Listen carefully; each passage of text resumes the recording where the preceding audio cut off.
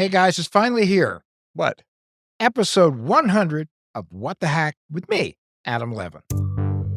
Why no? We've been working on this 100th episode for months now. We've come a long way since we started 100 episodes ago. Going into this, we had absolutely no idea what to expect. We'd hear about something we thought we knew about and learn something new. Of course, the show sounds different as we go along. I've since gone through puberty and my voice has gotten deeper. As we work on the next 100 episodes, we're going to evolve, and we're going to get even better at creating our no-shame zone for anybody who's been targeted by a scam. And through their stories, we're going to learn how to stay safe. And now, for the 100th time, welcome to What the Hack, a show about hackers, scammers, and the people they go after. I'm Adam Levin. I'm Beau Friedlander. And I'm Travis Taylor. 100 episodes. I have to say, that is pretty impressive. We should have a round of applause. And if not, huzzah. Huzzah!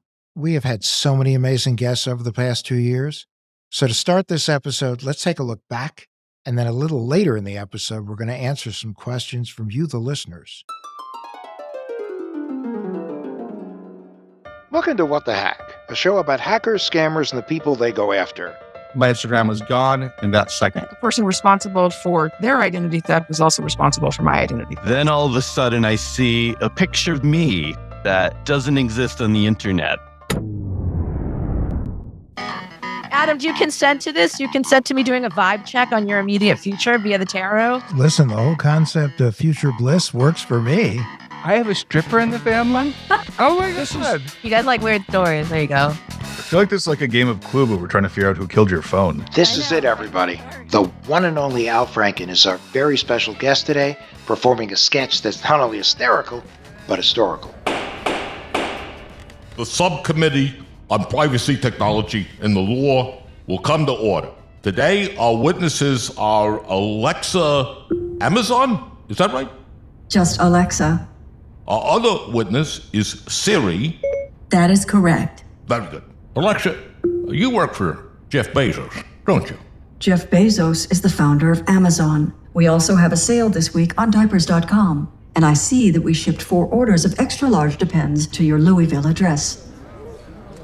Would you like to reorder this item? Oh, well, those are the really Hi, good white men. How are you doing today? Feeling very white, thank you. I know. Feeling white and entitled. I appreciate that. I am. Yes. I've got the beard and everything. Today we have somebody, I have to confess, I am a fanboy. Jack Resider. Today we hear from the former Chief Privacy Officer at Cisco and Sun, Michelle Dennedy. Jordan Harbinger, Information Security Executive, Social Scientist, and Poker Wizard, Tara Wheeler. Dara Star Tucker. Dan Adu. Please welcome Roy Wood Jr. You click Loch Ness Monster, and then it goes, cool, I know what type of shit you're into, so I'm going to feed you Bigfoot.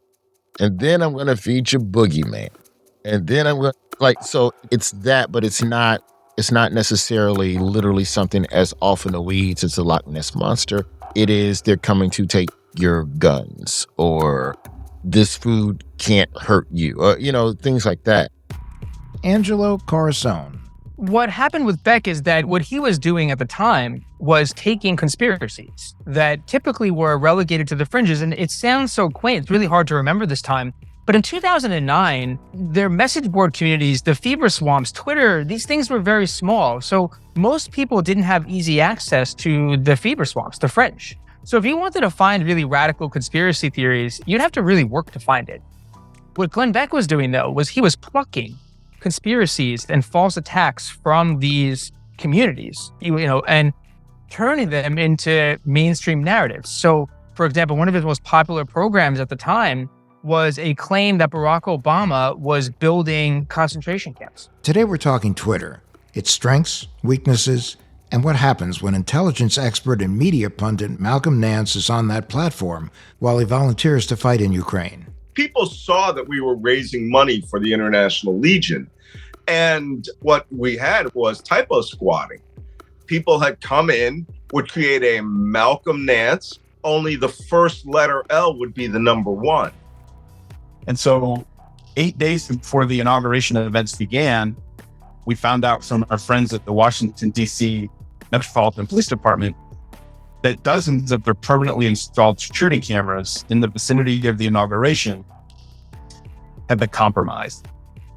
And I went to a site that I thought was the government site, typed in my information, and then as soon as I hit enter, I realized it was some spammer hub.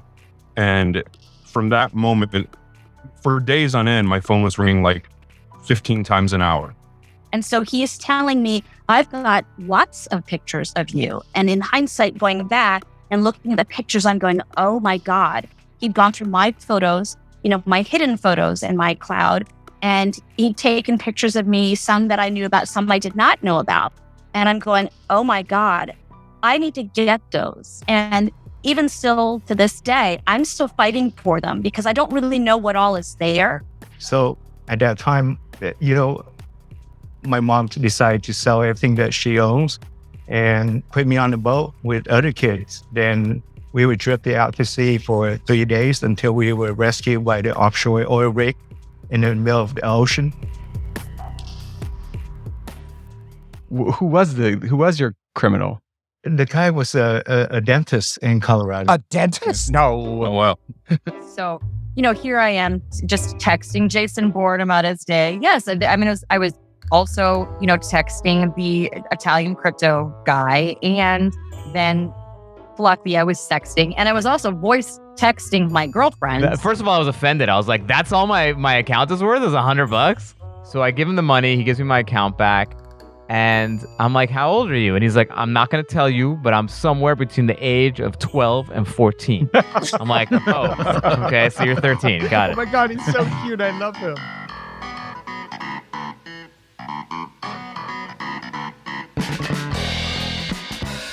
And I've also exposed, some nation state actors and some cyber criminals, this kind of thing. So I think there's maybe some places out there that don't like me. So I grew up knowing how to traffic drugs, knowing how to do insurance fraud, whether that be burning homes, faking accidents, faking stolen cars, whatever. I grew up knowing how to wildcat coal. Just always forged documents, charity fraud, everything that you could possibly imagine until I finally just kind of branched off on my own and went into internet fraud. So that's where my life of crime began. They were filling out this form or just doing a quick request for a code.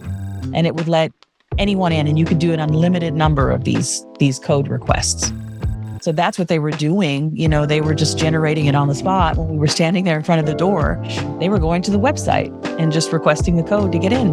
There were a couple things that I used that worked almost every time. If you disclose first, other people will open up. It shifts from someone violating a policy that they should know better to helping somebody in need. I've met my partner on dating apps. I've met multiple partners on dating apps. I think you just need to be smart about using them. Like we said, when something feels too good to be true, second guess it. Can I get hacked? I do everything right. If you drive perfectly, can you guarantee that you'll never get into a car accident?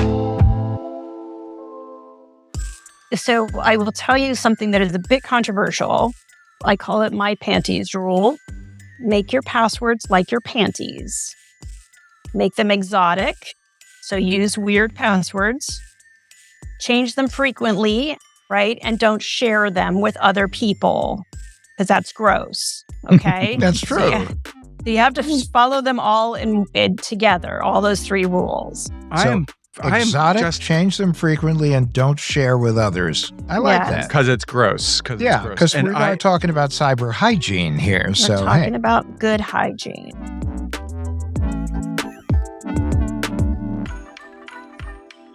Over the years, we've had our fair share of lost, hijacked, or stolen Instagram stories. So we wanted to give you some updates. When we were at the Shorty Awards, we ran into our friend Bob Sullivan, who does a podcast for the AARP. He was up for a prize. I think he got gold. We won. And you remember he brought up his dog again. I love that episode. Yeah, his dog's Instagram account got hijacked. But he did get it back, maybe in part due to this show. And unfortunately, since that episode aired, Rusty passed away. So if you go to Bob's website, he also has great advice to opt out of the kinds of email that you can get when a loved one passes, because it can be really, really intrusive and not what you need at that moment in your life. And what is the website? It's just bobsullivan.net. So that was Bob's Instagram. Didn't we also help Lisa Seifert with her Instagram too? Yeah, she's in Australia now. She got her Instagram account back too. And so, actually I was recently speaking to Ivana Milicevic, who was on the show. You may remember her as the mean lady from Casino Royale. I think Travis, you remember her for something else, right? Yeah, she was the voice in a Netflix series called Castlevania. Oh, I was thinking you were thinking Banshee. Anyway, Ivana also, whenever I speak to her, reminds me that we helped her get her account back. Not only that, our friend Amanda Malcolm also got her account back. Okay, I mean, this is just a very small sampling of all the people we've helped over 100 episodes. If you have a story, it can help other people avoid trouble. Come to our website, adamlevin.com, click the button that says Tell Us Your Story, and tell us your story. Maybe you can be on the show. So if you come to our website, adamlevin.com, Beau, Travis, and I have put together a list of some of our favorite shows you can check out. When we come back, we're going to be answering some of your questions.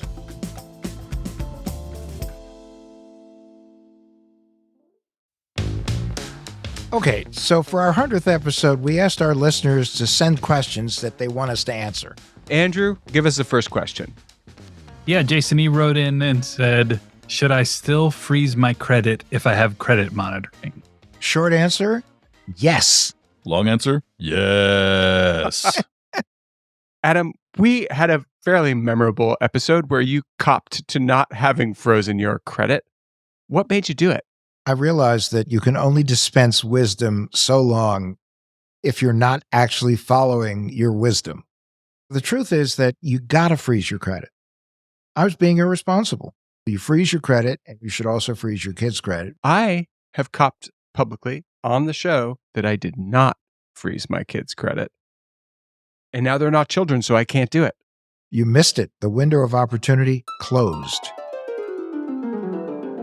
Adam owned a company called Cyber Scout. Travis, you and I worked for that company. We did indeed. And Adam had t-shirts made that said, "Scaring is caring." And you said it whenever you could get a chance on TV. I even had some famous TV people say it. Yeah, no, Joy Reid's to this day still says it whenever there's a cyber story. You're in the third year, well into the third year of your show, and you've often said, quote, scaring is caring. Yeah, and let's just do a little scaring is caring, as we like to say. One of the reasons we know as much as we do about protecting yourself from crime is because, first of all, we've been gotten. I don't think in all the years I've known Adam, he's ever been gotten. True or false, Adam? You know, Beau, I can't admit to anything like that. I will say that in my case, I had to use the identity theft resolution people at Cyber Scout a couple times. And Travis, so did you, I think. Yeah, I got in touch with a Cyber Scout, and they actually walked me through it pretty quickly, and it was really helpful. It was one of those things where I remember thinking, like, that would have taken me days on end without having that hand-holding. So, the thing about What the Hack, which I really like, is that it's a no-shame zone. And I think one of the ways that we can really engender that trust with our listeners and getting people to come on the show is to have guests like, you, Adam, on the show. Really? Is yeah. it? Well, I, from what I understand, yeah. Come on, it's time now. Okay, you're on the not the middle diving board, but the very, very highest diving board, the one where you can do a bunch of twists and flips and cool stuff. And it's your time. It is your time now as a guest on What the Hack with you, for you to tell the truth. I confess, up until 1 week ago, I had never frozen my credit. Oh, wow. Now, this actually makes sense to me.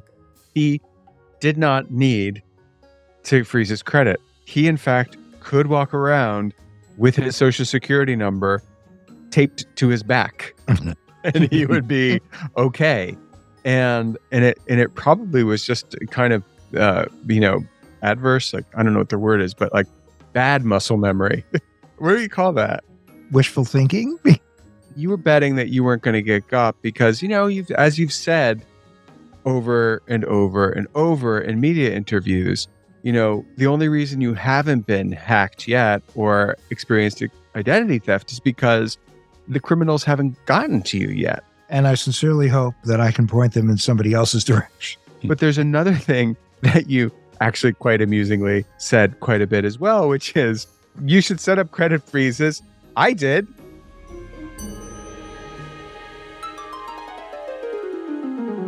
The reason why we sound like a broken record when talking about freezing your credit is because it's really important. Yeah, we have covered this topic a lot on the show, and we'll probably do it again. Well, because there's a lot of atoms in the world. Well, yeah, they're like little particles and they run around in space. And none of them have signed up for credit freezes. But the important part of it is, look, no one, including you, can get access to your credit in order to apply for loans, opening new accounts, if it's frozen. And so, to answer Jason's question more directly, do you need to freeze your credit if you have credit monitoring? Credit monitoring basically tells you what's happened and what is in the process of happening. Freezing your credit stops people from actually making it happen in the first place, at least when it comes to new accounts. Okay, so on Instagram, Manda wrote in and said, talk about safe/locking mailboxes.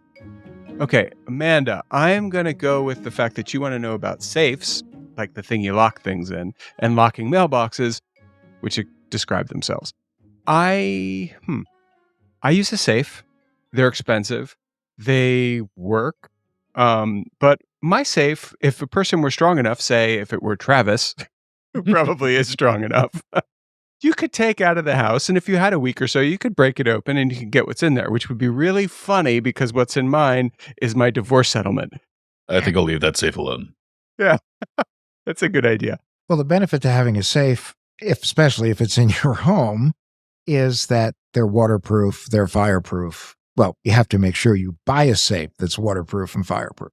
Yeah, and that will also come in handy for the person who steals it and is using a power tool assisted by jet water, to get it open, for sure.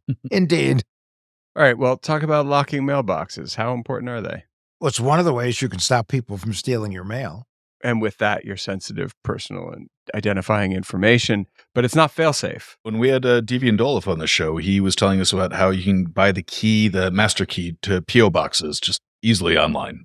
So your skeleton key for all your finances is your social security number, but the skeleton key for your locking mailbox may well be for sale at a hardware store. Yeah, and a lot of mailbox locks are easy to pick. Let's hear that episode. One of the things we talk about in this show is that people have a tendency not to change default passwords, which leave them open to all kinds of horrible things. So for the people listening, are there master keys or magic keys, basically a key that can open anything, and they don't realize that that's available? Oh, yeah. I've got a Door King access control panel sitting behind me on the wall, literally. I'm holding a Door King systems key. This is the key, right, for Door King system cabinets. And that's an access box you'd see at a gate or in front of an apartment building. That standard intercom remote door opener that you're opening with just a $10 key? Oh, yeah. I could just jump around anything I need to do. I mean, there's all your circuitry. There's your door relays. I could bypass, just trigger door opening events because I have this little $10 key.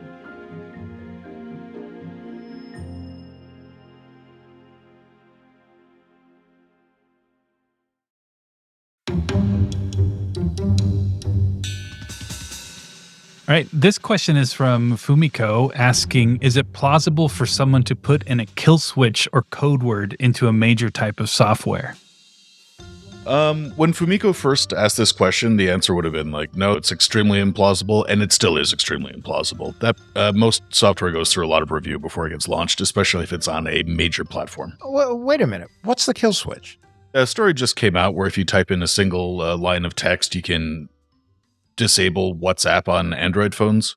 That's just a glitch, Travis. Here's the thing. This question, Fumiko, is presupposing a Lex Luthor type, well, let's call him Elon Musk, who has put a kill switch somewhere in Twitter so that if people are saying mean things about him on the schoolyard, which I'm sure they've been doing since he was 5, you can just turn it off. right? Correct. That's a kill switch. I think the answer is no. Travis, I mean, in your most responsible, least Black Mirror kind of mode. Extremely implausible. Okay. I'm good with extremely implausible. What about governments putting backdoors into stuff? I feel like that has happened to some extent. They're different things, right? So there's geo fencing, which makes certain apps and other things not work in geographical areas. But the idea of a kill switch is super fascinating. And I feel like it's something you might see in a place like Indonesia, where there's civil unrest and then the government just decides to turn it all off. When we had Nicole Perlroth on the show, wrote the book, This Is How They Tell Me the World Ends, what she said is that governments are more likely to traffic in 0 days rather than kill switches. And 0 days are vulnerabilities that people have never seen before. They have no time to prepare for it. Let's play a clip. Now that you've had all this experience, you lived through all of this, what are some of your own cybersecurity protocols? I would just start by saying, I know my weaknesses. It took me like 5 minutes to find QuickTime on my computer before we started. So I know that I am not the most, let's just say, technically skilled in the space. So I don't even want to try. So in a lot of cases, I just take the most important things to me and make them analog. So for instance, I have 2 cars. One of them is a Mini from the 90s that has no software in it, essentially. So there's no navigation. No one can get into my car and track where I'm going. If I have to go meet a secret source, I just don't bring my phone and I take the Mini. Now the Mini is going to be implanted with spyware once it's up there. But that's one of my tricks. The other is I didn't have a baby monitor, which is hell for a new mother. But it's because I got to know Ahmed Mansour in the United Arab Emirates, who we later discovered had his baby monitor hacked by the government, and it scared me off of ever using a baby monitor. It's stuff like that. And then for everything I need, like email, I use, advanced multi-factor authentication and a physical security key. And for text communications, I use Signal, but I really take my most sensitive conversations offline. I used to have sources where we would meet at the same place on the same Tuesday every quarter. We couldn't drive there. We couldn't Uber there. I was not allowed to bring my phone or my laptop. I could bring a pen and paper. And we would always choose the table with the seats that both faced the entry or exit. But you could always just call various agencies to ask for the tape later. Or as we say, you use the New Jersey approach to meetings. Never have your back to the front door. So, yeah, that's what I do. And I had these moments where I could have seen myself going full, what's her name, Carrie from Homeland. It's like at one point, my cable box for the TV in my bedroom was making a lot of weird noises in the middle of the night. And I ripped it out.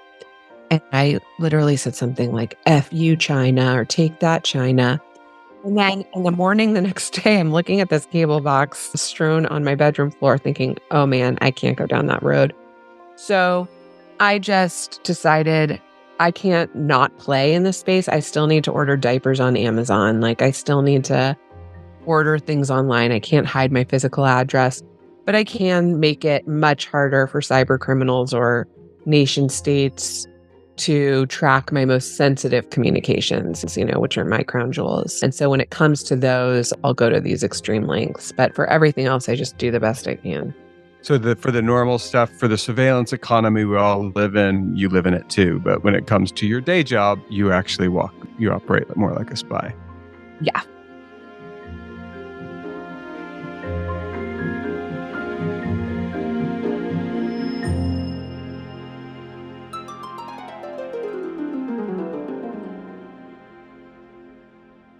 Now it's time for the tinfoil swan. Our paranoid takeaway that will help keep you safe on and offline. While revisiting the last 100 episodes, we found 3 tips we keep repeating even in this episode. First and foremost, freeze your credit. We can't say that enough. If you freeze your credit, it's fast and it means no one can take out loans or open new lines of credit in your name. Secondly, long and strong passwords. They should be unique, they should be complex, and they should be frequently changed and never shared across your universe of websites. As a matter of fact, it might even be best for you to get a password manager. Well, my friends, I also want to say use multi-factor authentication. That can be email or your cell phone, just another place where a website can say, is this you logging in? And you can say yes and prove it because they sent you a 6-digit number to enter in. That really can save you a lot of trouble. And that's our tinfoil swan. But before we go, I just want to take a second to say how much I truly appreciate you joining us on this journey. And I also want to thank Beau and Travis for what they've done to make this podcast really special. And the fact that all of you out there are listening makes it very special to me. And I'd like to thank Adam and Travis for making this show, Andrew was also not so bad. Yeah, I'd like to thank our long-suffering producer, Andrew, for filtering out a bunch of outtakes and really inappropriate conversation and jokes and actually making this into something vaguely mature sounding. And we'd also like to thank all the identity thieves out there and scammers and people committing fraud, because without them, we wouldn't have the stories to tell. I think we got enough.